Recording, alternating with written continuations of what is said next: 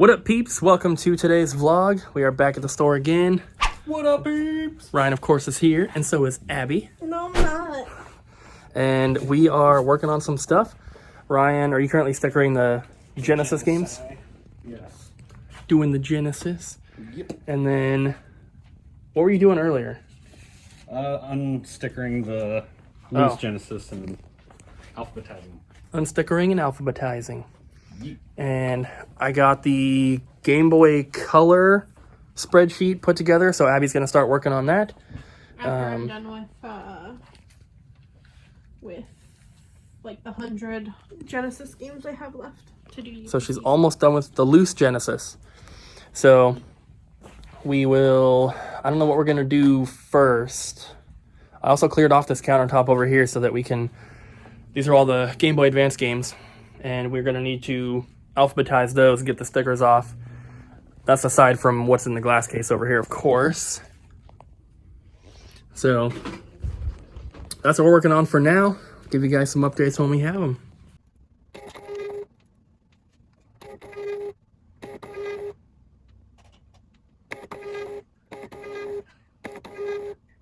So Ryan's going to be leaving pretty shortly. Yep. But right now we're de-stickering Super Nintendo. We're getting them all alphabetized. We haven't even worked on this spreadsheet at all, but it's the last cartridge-based system that is not like Game Boy, so it's the easiest one to alphabetize. Ryan got all of the loose Genesis stickered, which we did this one today. So those are all done, ready to be put out. All the PS1 stuff here is back stock. The Genesis stuff here is also done, but I believe this is all glass case stuff. Also, I filled out the rest of the PS2 stuff here, so every single PS2 game from backstock is now out. We do not have any backstock of PS2 except for maybe a couple glass case games that we have duplicates of, but everything else is out. You can see we have some sections where we do have quite a few duplicates, but I think that that's all right. It's going to be so nice and easy to just be able to tell people, if you don't see it, we don't have it, because everything is out. So that's going to be really, really nice. And I'm very glad that we were able to fit it all. So there's not much room left, you guys can see. But once we get the shelf that goes up here, we can have 2 more shelves right there, and then more room for accessories up top. But with those 2 extra shelves, that should give us plenty of room for expansion, and hopefully we don't fill it up very quick. On this side, of course, we have GameCube stuff, and then PS4 and Xbox One. Right here next to the register is going to make it very easy, because people always ask us where these 3 systems are. Like, oh, where's your PS4 stuff? And before we had to tell them, oh, down this aisle, all the way down on the top left-hand side, and people always got confused. People would always look on that side for some reason. So it's going to be so much easier to just point right here, and it's going to be nice too, because I feel like if people are going to steal games, they're going to be PS4 and Xbox One. So it's nice to have those next to the register. All these Genesis games here are stickered and alphabetized, and we have the other Sega stuff up top there, so that's awesome. Looks like Ryan got some Genesis down there already. 32X is done as well. So Abby was working on doing UPCs, and which ones did you finish? Let's see. Game Boy, PSP loose, DS loose, 3DS loose, Game Boy Color, Game Boy Advance. Those are all done? And Genesis. Those are all done? Yep. Awesome. So UPCs on those are done. So now what we have to do is go through and make sure that the quantities add up. So that's kind of the hard part. We need to be using this entire glass case here for the Game Boy stuff. We have to go through, alphabetize them, but also stack up duplicates. And then basically I will read off of the spreadsheet. It'll say, okay, we have 3 copies of Ed, Ed, and Eddie, 5 copies of The Lion King, whatever it is, and then Ryan just needs to make sure that that is exactly what we actually have. If there's any discrepancies, we need to fix them. So I think we got a lot of stuff done today. It doesn't really look like it, because the only system we actually really did was loose Genesis, but we got so much other stuff done that'll make the process for the other systems easier and quicker. So getting the PS2 stuff out here helped because we're going to save PS2 for last because it's the biggest one. I believe we have they're close to 2,000 games. The biggest system aside from this so far has been N64, and that was like 700 and something. So this is going to take multiple days to do, but having them all out here alphabetized does make it a lot easier. So that'll be a big help. And for now, we just need to get stuff put away, get these Genesis games put away, the Genesis games there, the PS1 glass case stuff. And we still need to sticker the NES games in the glass case and the Genesis games down there, but those will not take super long. So I think we're coming along quite nicely. Oh, yeah. Ryan, Abby have been a very big help, and it's been awesome. Thank you. You're welcome. We are about to head home, but I just wanted to show you guys some progress that I made here. If you remember, this garbage can was over here. There were 2 tubs stacked up, more boxes and stuff. There's a couple boxes down here of like broken controllers, and I was able to get a lot of stuff cleaned up. This is the recycling, we just haven't taken it out. We had those 2 boxes, that box, or that tub, and then another box, which were all full of broken items. And I went through everything. This is the only tub of stuff that we're going to try to actually fix and get repaired, whether that is Richard, Abby, or Ryan doing the repairs. Either way, that's the only tub worth of stuff that we're going to be trying to fix. This stuff here, these ones here, and then I have a bunch of PS2 controllers in the office. Those are all going to be listed on eBay for parts. These NESs need new pin connectors as well, so we're going to repair those too. These guitar controllers don't work. That one doesn't work. So, made a lot of room back here. It doesn't really look like it. It's still messy, but it looks a lot better than it did. We also got one package in the mail today, which we opened earlier. It's just a manual for Rampage 2. I needed this to complete my box. I have the regular version, which I needed that manual for. Then I have the big box one that's supposed to come with the plush. That one had the manual, but I needed one for my regular box as well. So I have one more manual coming in the mail right now.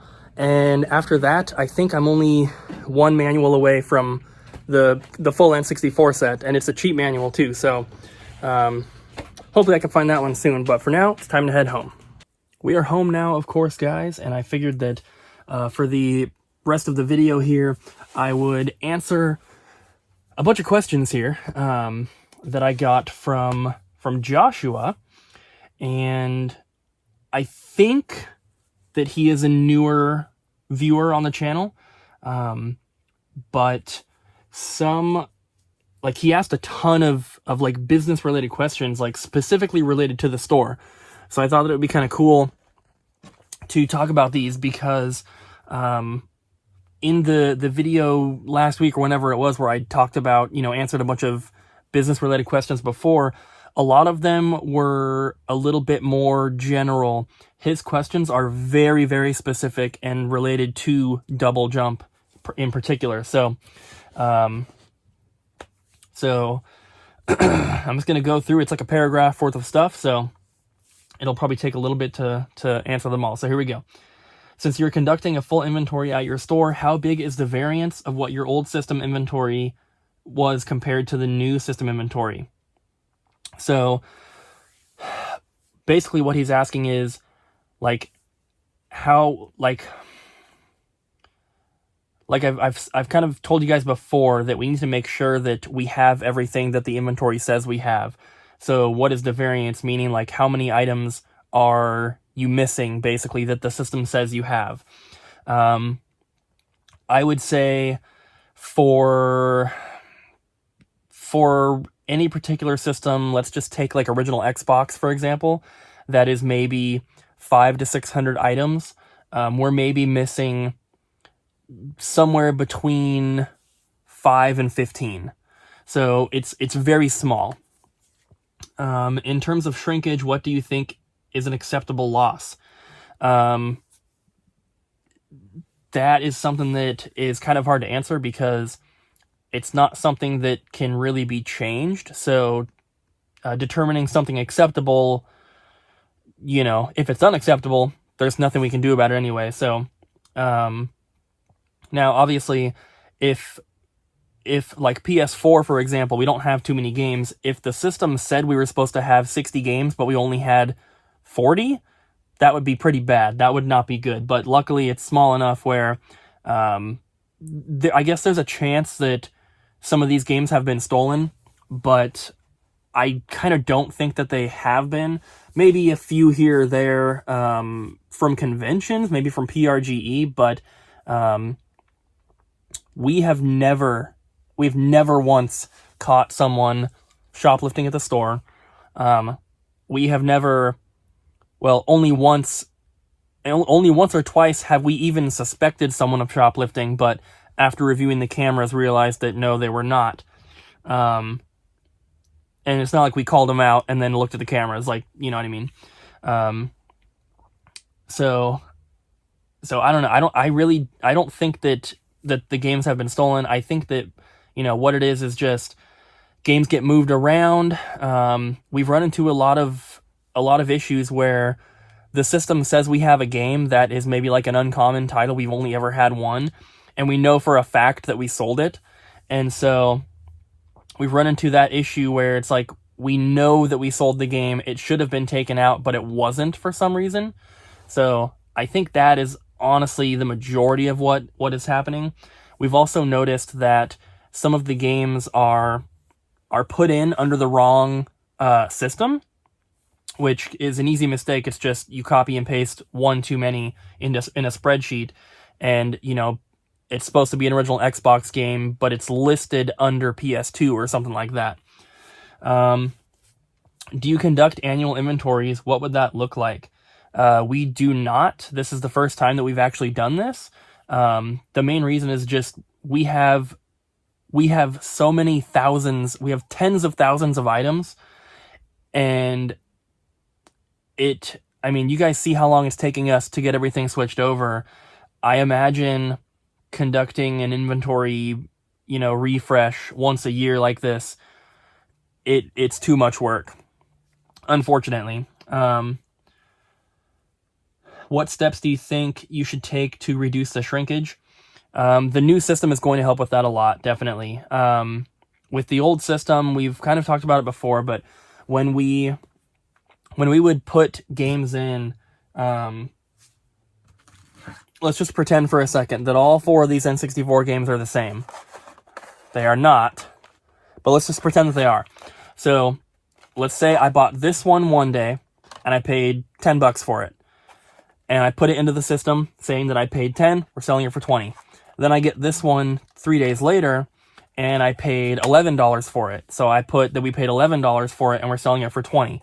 Then I get these next 2 and I do the same thing. Those 4 games, even though they are all the same title, in the old system, that's 4 different listings. And the reason we had to do it like that is because it didn't allow you to put multiple buy costs for the same item. The new system does allow you to do that. So if you searched Mario Kart 64 in our old system, you would get 30 or 40 listings, because that's how many copies of the game we had. With the new system, you search Mario Kart 64, you'll get 1 listing with a quantity of 40. And then when you open it, it'll show you the individual buy cost for each one. So that right there is going to help quite a bit. Assuming that the system updates properly when you make sales, then, as long as something doesn't get stolen or it doesn't get moved around in the store and lost, then we should be good. So this new inventory software I'm really excited about, and hopefully that is the first step to reducing all these errors. Where are we? If Double Jump opens a second location like you've mentioned as future goals, what standards would you set for both stores? So, I guess I don't really know what you're asking about, like what standards would you set? But basically, having good customer service is always number one. Having good inventory is really important, and I wouldn't necessarily treat one store differently from the other. We would just kind of run both of them the same way that we do now. owning your own business is very demanding. How would you handle your time between both shops? So Abby and I have talked about this a little bit. Basically, what would end up happening is if we did open up a second location, Abby and Ryan would be staying at the first location and running that. And I would be working at the second location running that. And that would be with the goal eventually to hire more people and have,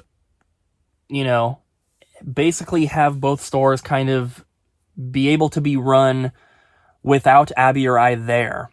And, that would kind of be like the first goal, I suppose. The new inventory software makes everything much easier.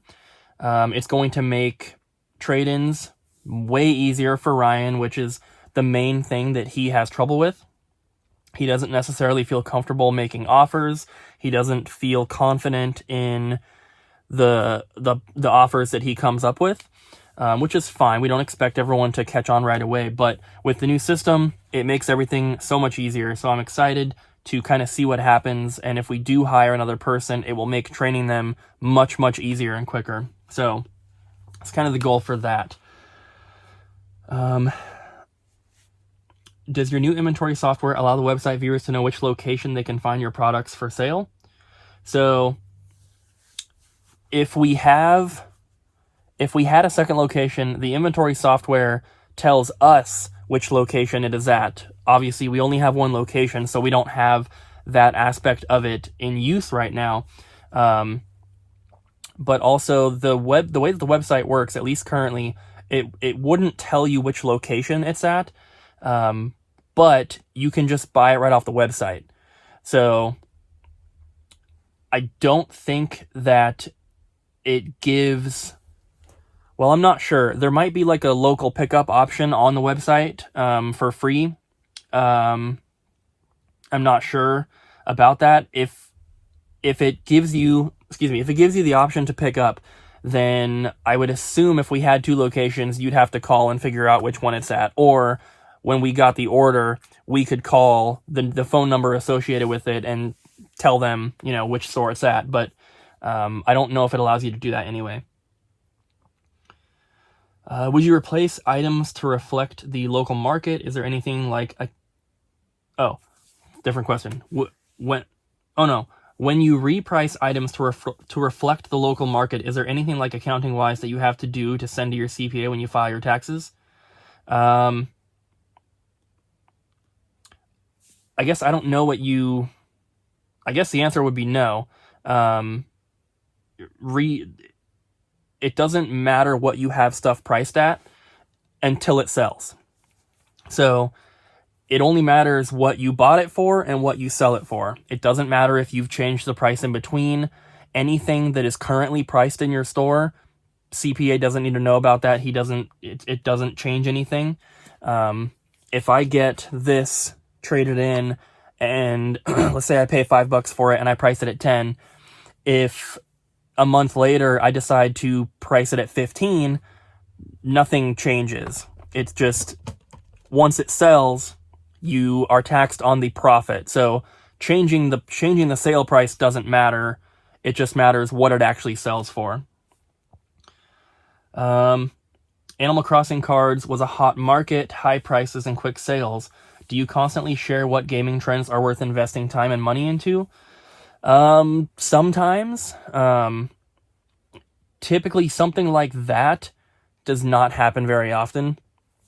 I'm not going to come on here and tell you guys, the newest Metroid game was just released, so all the old Metroid games are going to go up a little bit. You should start selling them, kind of thing. Typically when that does happen, it's not even by that much. That does usually happen though. When a new game comes out, the previous games in the series usually go up in price for a month or so, but it's usually not that much. So let's say a new Metroid Prime came out on the Switch. I would assume that the GameCube and the Wii versions of the game would go up in price. We typically sell Metroid Prime 1 if it has the case, for $17.99. If I had to guess, I would assume that would not go above like $25 tops. So, and it's only for a month. That's not really a big enough increase for me to kind of like announce it, and like we wouldn't even change the price if that happened, because the price, of course, would go back down. The Animal Crossing cards are a different thing, because I mentioned I checked the prices on a bunch of them like a month ago, or maybe 2 months ago, and the most expensive ones that I could see were selling for like $15, and that was only a couple of them. The majority of them were under $5 shipped, and a lot of them still you can get for like $1.70 with free shipping. So not even all of them went up. But when I learned that they were going up, like these cards that 2 months ago would have been $3 or $4 are now selling for $40 or $50 for some of them. That's really, really crazy. And the reason I talked about it and told you guys is because I know that a lot of people had them, and a lot of people are out of work right now and could use the money. So if something like that is selling for crazy prices, and you know, like ours, for example, we just had a binder that was our collection of Animal Crossing cards, and we honestly weren't even using them. They're just kind of sitting there. And I was like, man, we should sell these right now, because the price will go back down. I can guarantee you it will. Once the Animal Crossing hype dies down, and Animal Crossing is going to stick around for a bit longer than your normal game would in terms of like the hype and everything. But I would say within a year, the prices on those cards is going to plummet. It's going to be way back down. So I don't know. You could still order brand new boxes of Series 2, 3, and 4, like when Animal Crossing was coming out. Like, we could have done it. I didn't. I wish we would have. But so there's tons of cards out there. I don't know if they're still making like Series 4 or anything like that, but there's so many cards out there. So typically I don't announce all those little price changes and stuff. But this was kind of a special situation. How do you manage to keep a bead on what is hot in the marketplace? Honestly, it's just from communicating with so many people. You know, we are collectors, of course. We have the store, so we're kind of always dealing with video game stuff anyway. We're always looking up prices. We're always doing that kind of stuff. But on top of that, we have a lot of friends who are collectors, not just locally, but, you know, all over the United States and all over the world.